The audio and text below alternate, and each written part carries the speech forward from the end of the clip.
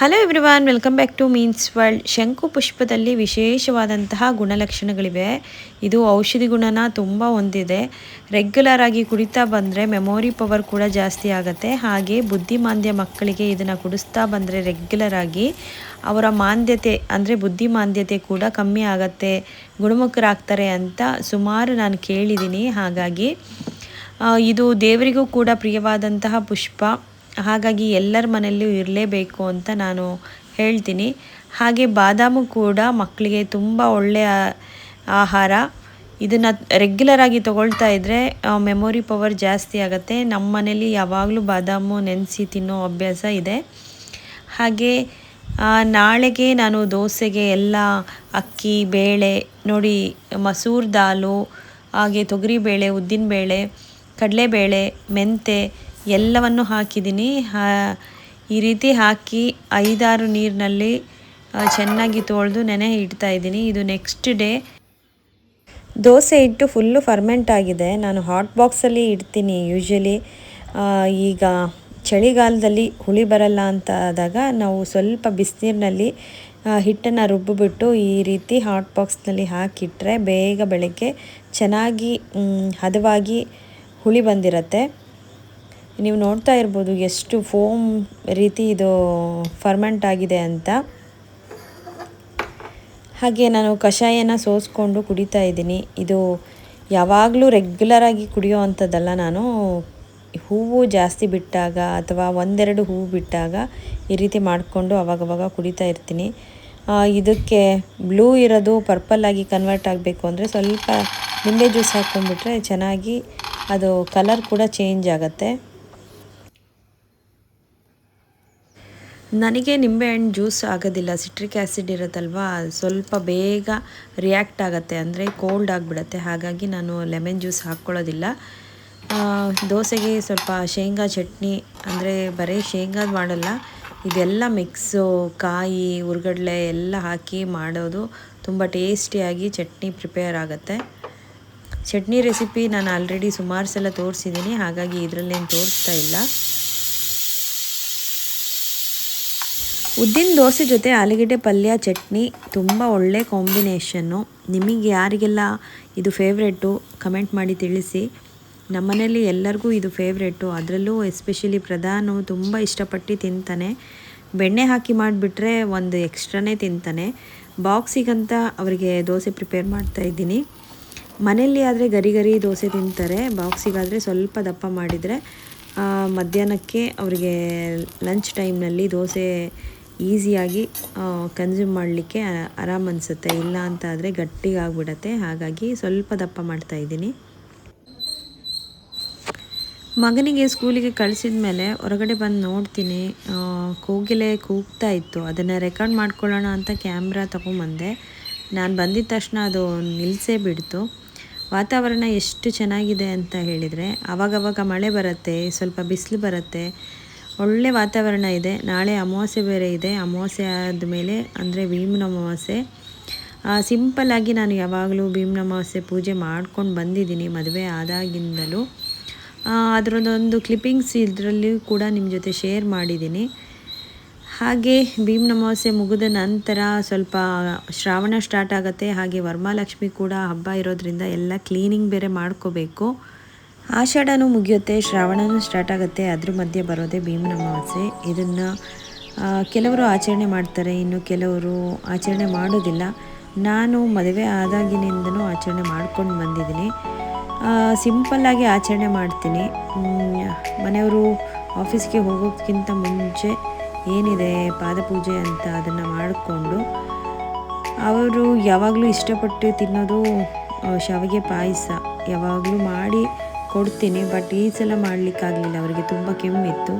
ತುಪ್ಪ ಎಲ್ಲ ಹಾಕಿ ಮಾಡೋದ್ರಿಂದ ಮತ್ತೆ ಕೆಮ್ಮು ಜಾಸ್ತಿ ಆಗ್ಬೋದು ಅಂತ ಹೇಳಿಬಿಟ್ಟು ಈ ಸಲ ಏನೂ ಸ್ವೀಟ್ ಮಾಡಲಿಲ್ಲ. ಹಾಗೆ ಮನೇಲಿ ಸ್ವೀಟ್ ಇತ್ತು. ಕೆಲವರ ಅಭಿಪ್ರಾಯ ಗಂಡ ಹೆಂಡತಿ ಅಂದರೆ ಇಬ್ಬರು ಸಮಾನ, ಇದು ಪಾದಪೂಜೆ ಎಲ್ಲ ಯಾಕೆ ಮಾಡಬೇಕು, ಏನು ಆಚರಣೆ ಇದು ಅಂತ ಹೇಳ್ತಾರೆ. ಇದೆಲ್ಲ ಮೂಢನಂಬಿಕೆ ಅಂತ. ಆದರೆ ಕೆಲವರು ಹಿರಿಯರು ಮಾಡಿಕೊಟ್ಟಿರೋಂತಹ ಕೆಲವೊಂದು ಸಂಪ್ರದಾಯಗಳನ್ನು ನಾವು ಆಚರಣೆ ಮಾಡ್ಕೊಂಡು ಬಂದರೆ ಗಂಡ ಹೆಂಡತಿಯಲ್ಲಿ ಎಮೋಷ್ನಲ್ ಬಾಂಡಿಂಗ್ ಏನಿದೆ ಅದು ಡೆವಲಪ್ ಆಗುತ್ತೆ ಅನ್ನೋದು ನನ್ನ ಅಭಿಪ್ರಾಯ. ಒಬ್ರೊಬ್ಬರಿಗೆ ಒಂದೊಂದು ರೀತಿ ಅನಿಸಿಕೆ ಇರುತ್ತೆ. ಎಲ್ಲರ ಅಭಿಪ್ರಾಯಗಳನ್ನು ನಾವು ಗೌರವಿಸಬೇಕು ಅಷ್ಟೇ. ಮತ್ತು ನಾನು ನೆಕ್ಸ್ಟ್ ಡೇ ಎಲ್ಲ ಕ್ಲೀನ್ ಮಾಡ್ಕೊಳ್ಳಿಕ್ಕೆ ತಯಾರಿ ಮಾಡ್ತಾ ಇದ್ದೀನಿ. ಕ್ಲೀನ್ ಮಾಡ್ತಾ ಮಾಡ್ತಾ ನನಗೆ ನೈಲ್ ಪಾಲಿಶ್ ರಿಮೂವರ್ ಸಿಕ್ತು. ಇದನ್ನು ಹೇಗೆ ಯೂಸ್ ಮಾಡೋದು ಅಂತ ಯೋಚನೆ ಮಾಡ್ತಾ ಇದ್ದೆ, ಯಾಕೆ ಅಂದರೆ ಆಲ್ರೆಡಿ ಎಕ್ಸ್ಪೈರ್ ಆಗಿತ್ತು. ಸುಮಾರು ಯೂಟ್ಯೂಬ್ಗಳಲ್ಲಿ ನೋಡಿದ್ದೆ ನಾನು ಇದನ್ನು ಸ್ವಿಚ್ ಬೋರ್ಡ್ ಮೇಲೆ ಕಲೆ ಆಗಿರೋದನ್ನೆಲ್ಲ ರಿಮೂವ್ ಮಾಡಬಹುದು ಅಂತ. ಅದಕ್ಕೆ ಟ್ರೈ ಮಾಡಿ ನೋಡೋಣ. ನಾನು ಯಾವತ್ತೂ ಟ್ರೈ ಮಾಡಿರಲಿಲ್ಲ. ನಿಜವಾಗ್ಲೂ ಇದು ತುಂಬ ಚೆನ್ನಾಗಿ ವರ್ಕ್ ಆಗುತ್ತೆ. ನನಗೆ ಸ್ವಲ್ಪ ಸ್ವಿಚ್ ಬೋರ್ಡ್ ಮೇಲೆ ಅದು ರಿಮೂವರ್ ಹಾಕ್ಕೊಂಡು ಒರೆಸ್ಲಿಕ್ಕೆ ಸ್ವಲ್ಪ ಭಯ ಆಗ್ತಿತ್ತು. ಹಾಗಾಗಿ ನಾನು ಜಾಸ್ತಿ ಅದನ್ನು ರಿಮೂವ್ ಮಾಡಲಿಕ್ಕೆ ಹೋಗಲಿಲ್ಲ. ಎಷ್ಟು ಸಾಧ್ಯನೋ ಅಷ್ಟು ಮಾಡಿಕೊಂಡೆ.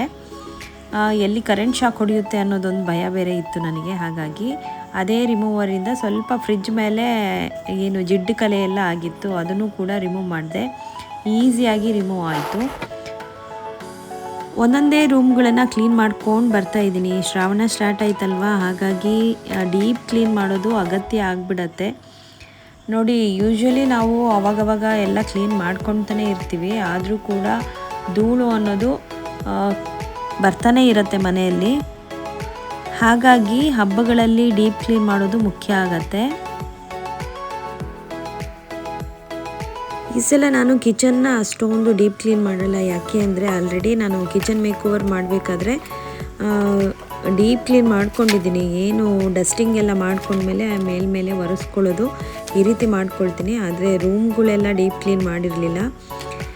ಹಾಗಾಗಿ ರೂಮಿಂದ ಸ್ಟಾರ್ಟ್ ಮಾಡಿದ್ದೀನಿ. ಫಸ್ಟು ನಾನು ಇಲ್ಲಿ ಮಿರರ್ ಹತ್ರ ನಿಂತ್ಕೊಂಡು ಎಲ್ಲ ಪೌಡ್ರ್ ಹಚ್ಕೊಳ್ತಿರ್ತಾರಲ್ವ, ಅದೆಲ್ಲ ಮಿರರ್ ಹತ್ರ ಸುಮಾರು ಪೌಡ್ರು ಕಲೆಕ್ಟ್ ಆಗಿಬಿಟ್ಟಿದೆ. ತುಂಬ ಡಸ್ಟ್ ಅನ್ನಿಸ್ತಾ ಇತ್ತು. ಹಾಗಾಗಿ ಇದನ್ನು ಕ್ಲೀನ್ ಮಾಡ್ತಾಯಿದ್ದೀನಿ. ಎಷ್ಟೊಂದು ಕ್ರೀಮ್ ಬಾಟಲ್ಗಳು ಹಾಗೆ ಬಾಡಿ ಲೋಷನ್ದು ಬಾಟಲ್ಗಳು ಎಲ್ಲ ಖಾಲಿಯಾಗಿರೋದನ್ನೆಲ್ಲ ಅಲ್ಲೇ ಸ್ಟೋರ್ ಮಾಡಿ ಇಟ್ಬಿಟ್ಟಿದ್ದಾರೆ. ಹಾಗಾಗಿ ಎಕ್ಸ್ಪೈರ್ ಆಗಿರೋದನ್ನೆಲ್ಲ ಚೆಕ್ ಮಾಡಿಬಿಟ್ಟು ಯಾವುದ್ಯಾವುದು ಬೇಡ ಅನ್ನೋದನ್ನೆಲ್ಲ ತೆಗೆದು ಚೀಲದಲ್ಲಿ ತುಂಬ್ತಾ ಇದ್ದೀನಿ. ಕಸದ ಗಾಡಿ ಬಂದಾಗ ಅದರಲ್ಲಿ ಹಾಕಿಬಿಟ್ರೆ ತೊಗೊಂಡು ಹೋಗ್ತಾರೆ ಅವರು ಆರಾಮಾಗಿ ಅಂತ ಹೇಳಿ ಈಸಿ ಆಗತ್ತೆ ಅದನ್ನೆಲ್ಲ ಹೊರಗಡೆ ತೆಗೆದು ಹಾಕಲಿಕ್ಕೆ. ಹಾಗೆ ಮಿರರ್ ಕೆಳಗಡೆ 2 ಡ್ರಾ ಕೊಟ್ಟಿದ್ದಾರೆ. ಆ ಡ್ರಾದಲ್ಲಿ ಅಷ್ಟೇ ಎಷ್ಟೊಂದು ಸಾಮಾನುಗಳು ಇಟ್ಬಿಟ್ಟಿರೋದು ಹಾಗೆ ಉಳ್ಕೊಂಬಿಟ್ಟಿದೆ. ಅದನ್ನು ಅವಾಗವಾಗ ತೆಗೆದು ಏನು ಬೇಕು ಅದನ್ನು ಮಾತ್ರ ಇಟ್ಕೊಂಡು ಬೇಡದೇ ಇರೋದನ್ನು ಬಿಸಾಡೋದು ಬಿಟ್ಬಿಟ್ಟು ನಾನು ಹಾಗೆ ಎಲ್ಲ ಸ್ಟೋರ್ ಮಾಡಿ ಇಟ್ಕೊಂಡ್ಬಿಟ್ಟಿದ್ದೀನಿ. ಇದು ಹೇರ್ ಡ್ರೈ ಮಾಡೋದು ಮತ್ತು ಸೆಟ್ ಮಾಡೋ ಅಂತಹ ಬ್ರಷ್. ಇದು ಫುಲ್ಲು ಒಂದು ಸೆಟ್ಟೇ ಇದೆ. ಇದು ಬಾಕ್ಸು ತುಂಬ ಒಳ್ಳೆ ಕಂಪ್ನಿದು. ಆದರೆ ಕಂಪ್ನಿ ಹೆಸರು ಗೊತ್ತಿಲ್ಲ ನನಗೆ. ಸುಮಾರು 6-7 ವರ್ಷದ ಹಿಂದೆ ತೊಗೊಂಡಿದ್ದೆ. ಆದರೆ ಡ್ರೈ ಮಾಡ್ತಾ ಮಾಡ್ತಾ ಅಂದರೆ ಹೇರ್ ಸೆಟ್ ಮಾಡ್ತಾ ಮಾಡ್ತಾ ಅದು ಹಾಳಾಗಿಬಿಟ್ಟಿದೆ. ಅದನ್ನು ರಿಪೇರಿ ಮಾಡಿಸ್ಕೊಳ್ಳೋಣ ಅಂತ ಹಾಗೆ ಇಟ್ಕೊಂಡಿದ್ದೀನಿ. ಯಾಕೆ ಅಂದರೆ ಅದರಲ್ಲಿ ಕೊಟ್ಟಿರೋ ಅಂತಹ ಅಡ್ಜಸ್ಟ್ ಮಾಡಲಿಕ್ಕೆ ಇದೆ ಅಲ್ವಾ ಬ್ರಷ್ಗಳು, ಅದು ಎಲ್ಲ ಹೊಸದೇ ಇದೆ. ಡ್ರೈಯರ್ ಮಾತ್ರ ಸ್ವಲ್ಪ ಅದು ವೋಲ್ಟೇಜ್ ಜಾಸ್ತಿಯಾಗಿ ಏನೋ ಸುಟ್ಟಂಗೆ ಆಗಿದೆ ಅಷ್ಟೇ. ಬಿಟ್ಟರೆ ಅದನ್ನು ರಿಪೇರಿ ಮಾಡಿಸೋಣ ಅಂತ ಹಾಗೆ ಇಟ್ಕೊಳ್ತಿದ್ದೀನಿ. ಹಾಗೆ ಅಲ್ವಾ ಹೆಣ್ಮಕ್ಳು ಎಷ್ಟೋ ವಸ್ತುಗಳನ್ನು ಮತ್ತೆ ರೀಯೂಸ್ ಮಾಡಬಹುದು ಅಂತ ಹೇಳಿಬಿಟ್ಟು ನಾವು ಸ್ಟೋರ್ ಮಾಡಿ ಇಡ್ತಾನೇ ಇರ್ತೀವಿ. ಹಾಗಾಗಿ ಕಸ ಜಾಸ್ತಿ ಆಗ್ತಾನೇ ಇರುತ್ತೆ. ಕ್ಲೀನ್ ಮಾಡಿದಾಗೆಲ್ಲ ಅದನ್ನು ತೆಗೆದು ಬಿಸಾಡೋಣ ಅಂದ್ಕೊಳ್ತೀವಿ. ಯಾವುದಾದ್ರೂ ಒಂದು ಉಪಯೋಗಕ್ಕೆ ಬರುತ್ತೆ ಅಂತ ಮತ್ತೆ ಅದನ್ನು ಸ್ಟೋರ್ ಮಾಡಿ ಇಟ್ಕೊಳ್ತೀವಿ. ಹಾಗಾಗಿ ಕಸ ತುಂಬ್ಕೊಳ್ತಾನೇ ಹೋಗುತ್ತೆ. ಅಷ್ಟರಲ್ಲಿ ನನಗೆ ಹೆಲ್ಪ್ ಮಾಡಲಿಕ್ಕೆ ಪುಷ್ಪ ಬಂದಳು. ಅವಳು ಕೂಡ ಸೇರಿಕೊಂಡು ಸುಮಾರು ಕೆಲಸ ಹೆಲ್ಪ್ ಮಾಡಿ ಕೊಟ್ಟಳು. ಇದೇನು ಎಲ್ಲ ದೊಡ್ಡ ದೊಡ್ಡ ಕವರ್ಗಳನ್ನು ನಾನು ಒರೆಸ್ತಾ ಇದ್ದೀನಿ. ಇದೆಲ್ಲ ವಿಸ್ಮಯಿಂದು ಗೌನ್ಗಳು, ಫ್ರಾಕ್ಗಳು, ಏನಾದರೂ ಫಂಕ್ಷನ್ಗಳಿದ್ದಾಗ, ಮದುವೆಗಳಿದ್ದಾಗ ದೊಡ್ಡ ದೊಡ್ಡ ಗ್ರ್ಯಾಂಡ್ ಡ್ರೆಸ್ಗಳು ತೊಗೊಂಡ್ಬಿಡ್ತಾರೆ. ಅದು ಮತ್ತೆ ಯೂಸ್ ಮಾಡೋದೇ ಇಲ್ಲ. ಒಮ್ಮೆ ಹಾಕ್ಕೊಂಡ್ರೆ ಮುಗೀತು ಫಂಕ್ಷನ್ಗಳಲ್ಲಿ. ನೆಕ್ಸ್ಟ್ ಅದನ್ನು ಯೂಸ್ ಮಾಡೋದೇ ಇಲ್ಲ. ಅದು ಸುಮ್ಮನೆ ಹೀಗೆ ಸ್ಟೋರ್ ಮಾಡ್ತಾ ಹೋಗೋದು. ಯಾರಿಗಾದರೂ ಕೊಡೋಣ ಅಂದರೂ ಮನಸ್ಸು ಬರಲ್ಲ. ಗ್ರ್ಯಾಂಡ್ ಡ್ರೆಸ್ಗಳು ಮನೆಯಲ್ಲೂ ಇಟ್ಕೊಂಡ್ರೆ ನೋಡಿ ಹೇಗೆ 3-4 ಚೀಲ ಥರ ಕಾಣ್ತಿದೆ. ಏನು ಮಾಡೋದು, ಸ್ಟೋರ್ ಮಾಡಲಿಕ್ಕೆ ಬೇರೆ ಕಡೆ ಜಾಗ ಇರೋದಿಲ್ಲ, ಅಲ್ಮೇರಗಳಲ್ಲಿ ಇಡಿಸೋದಿಲ್ಲ. ಹಾಗಾಗಿ ಈ ರೀತಿ ಇಟ್ಕೊಳ್ಳೋದು. ಈ ರೂಮ್ ಇವತ್ತು ಫುಲ್ಲು ಕ್ಲೀನ್ ಆಯಿತು, ಡಸ್ಟಿಂಗ್ ಆಯಿತು, ಹಾಗೆ ಎಲ್ಲ ನೆಲ ಒರೆಸ್ಕೊಂಡಿದ್ದಾಯಿತು, ಏನು ಕಬೋರ್ಡ್ಗಳಿದೆ ಅದನ್ನು ಎಲ್ಲ ಕ್ಲೀನ್ ಮಾಡಿ ಆಯಿತು. ಸಂಪೂರ್ಣವಾಗಿ ಕರ್ಟನ್ನು ಎಲ್ಲನೂ ಪ್ರತಿಯೊಂದು ತೆಗೆದು ಎಲ್ಲ ಕ್ಲೀನ್ ಮಾಡಿ ಆಯಿತು. ಹಾಗೆ ಈಗ ಬೆಡ್ಸ್ ಸ್ಪ್ರೆಡ್ ಏನಿದೆ ಅದನ್ನು ಕೂಡ ರಿಮೂವ್ ಮಾಡಿಬಿಟ್ಟು ಬೆಡ್ಡೆಲ್ಲ ಕೊಡುಕೊಂಡು ಬೇರೆ ಬೆಡ್ ಸ್ಪ್ರೆಡ್ ಹಾಸ್ತಾ ಇದ್ದೀನಿ. ಈ ರೀತಿ ನಾನು ಕಾರ್ನರಲ್ಲಿ ಗಂಟು ಕಟ್ಬಿಟ್ಟು ಬೆಡ್ ಕೆಳಗಡೆ ಟಕ್ ಮಾಡ್ತೀನಲ್ವ, ಈ ರೀತಿ ಮಾಡಿಕೊಂಡ್ರೆ ಆ ಬೆಡ್ ಸ್ಪ್ರೆಡ್ಡು ನಾವು ಎಷ್ಟೇ ಅದ್ರ ಮೇಲೆ ಉಳ್ದಾಡಿದರೂ ಕೂಡ ಅದು ಎದೊಳೋದಿಲ್ಲ ಮೇಲೆ, ಆ ರೀತಿ ನೀಟಾಗಿರುತ್ತೆ. ಮಕ್ಕಳೆಲ್ಲ ತುಳಿದಾಡ್ತಾರಲ್ವ, ಆ ಬೆಡ್ ಸ್ಪ್ರೆಡ್ ಎಲ್ಲ ಒಂದು ಕಡೆ ಮುದ್ರಕೊಂಡ್ಬಿಡುತ್ತೆ. ಹಾಗಾಗೋದಿಲ್ಲ ಈ ರೀತಿ ಗಂಟು ಹಾಕ್ಬಿಟ್ಟು. ಇದನ್ನು ನಾನು ಒಬ್ಬ ನರ್ಸ್ ಹಾಸ್ಪಿಟಲಲ್ಲಿ ಈ ರೀತಿ ಹಾಕ್ತಾ ಇರೋದನ್ನು ನೋಡಿದ್ದೆ. ತುಂಬ ಚೆನ್ನಾಗಿದೆ, ಒಳ್ಳೆ ಮೆಥಡು ಅಂತ ಹೇಳಿಬಿಟ್ಟು ಆವಾಗಿಂದ ನಾನು ಈ ಮೆಥಡ್ ಫಾಲೋ ಮಾಡ್ತೀನಿ. ತುಂಬ ಚೆನ್ನಾಗಿದೆ, ನಿಮಗೂ ಕೂಡ ಅನುಕೂಲ ಆಗ್ಬೋದು ಅಂತ ನಾನು ಶೇರ್ ಮಾಡಿದ್ದೀನಿ. ಯಾರಿಗೆಲ್ಲ ಆಲ್ರೆಡಿ ಮೊದಲೇ ಗೊತ್ತು ಅನ್ನೋರು ದಯವಿಟ್ಟು ಕಮೆಂಟ್ ಮಾಡಿ ತಿಳಿಸಿ. ಕ್ಲೀನಿಂಗ್ ಮಾಡಬೇಕಾದ್ರೆ ಕೆಲವೊಂದು ಸಿಂಪಲ್ ರೂಲ್ಗಳನ್ನು ಫಾಲೋ ಮಾಡಿದರೆ ನಮ್ಮ ಕ್ಲೀನಿಂಗು ತುಂಬ ಈಸಿಯಾಗಿ ಕಂಪ್ಲೀಟ್ ಆಗುತ್ತೆ. ಅಂದರೆ ಒಂದೇ ಸಲ ಇಡೀ ಮನೆ ಕ್ಲೀನ್ ಮಾಡಲಿಕ್ಕೆ ಹೋದರೆ ಸುಸ್ತಾಗಿಬಿಡತ್ತೆ. ಅದ್ರ ಬದಲು ಯಾವುದಾದ್ರೂ ಒಂದು ಹಬ್ಬ ಇದೆ ಅಥವಾ ಏನಾದರೂ ಫಂಕ್ಷನ್ ಇದೆ ಅಂತ ಆದಾಗ ಎಷ್ಟು ದಿನ ಟೈಮ್ ಇದೆ ಅಂತ ನೋಡಿಕೊಂಡು 1 by 1 ದಿನ ಇಷ್ಟಿಷ್ಟು ಅಂತ ಕ್ಲೀನ್ ಮಾಡಿಕೊಂಡ್ರೆ ಬೇಗ ತುಂಬ ಈಸಿಯಾಗಿ ಕ್ಲೀನ್ ಆಗಿಬಿಡತ್ತೆ. ನಮಗೂ ಕೂಡ ಸ್ಟ್ರೆಸ್ ಆಗೋದಿಲ್ಲ, ಹಾಗೆ ಮನೆ ಕೂಡ ನೀಟಾಗಿಬಿಡತ್ತೆ. ಅದು ಬಿಟ್ಬಿಟ್ಟು ಒಂದೇ ದಿನ ಎಲ್ಲನೂ ಕೆದಕ್ಕೊಂಡು ಕ್ಲೀನ್ ಮಾಡೋದಕ್ಕೆ ಹೋದರೆ ತುಂಬ ಕಷ್ಟ ಆಗುತ್ತೆ. ಹಾಗೆ ಎಲ್ಲಿ ಕ್ಲೀನ್ ಮಾಡಲಿ, ಎಲ್ಲಿ ಕಂಪ್ಲೀಟ್ ಮಾಡಲಿ ಅನ್ನೋದು ತುಂಬ ಕನ್ಫ್ಯೂಸ್ ಆಗಿಬಿಡತ್ತೆ. ಅದ್ರ ಬದಲು 1 by 1 ಒಂದು ಏರಿಯಾ ಇವತ್ತು ಕ್ಲೀನ್ ಮಾಡ್ತಾ ಇದ್ದೀನಿ ಅಂತ ಅಂದರೆ ಅದನ್ನು ಕಂಪ್ಲೀಟಾಗಿ ಕ್ಲೀನ್ ಮಾಡಿಬಿಟ್ಟು ನೆಕ್ಸ್ಟ್ ಡೇ ಇನ್ನೊಂದು ಏರಿಯಾನ ನಾವು ಕ್ಲೀನ್ ಮಾಡಲಿಕ್ಕೆ ಇಟ್ಕೋಬೇಕಾಗತ್ತೆ. ಈ ರೀತಿ ಮಾಡ್ತಾ ಹೋದರೆ ಮನೆ ತುಂಬ ಚೆನ್ನಾಗಿ ನೀಟಾಗಿ ಇರುತ್ತೆ, ಹಾಗೆ ಆರ್ಗನೈಸಿಂಗ್ ಆಗಿ ಕೂಡ ಇರುತ್ತೆ.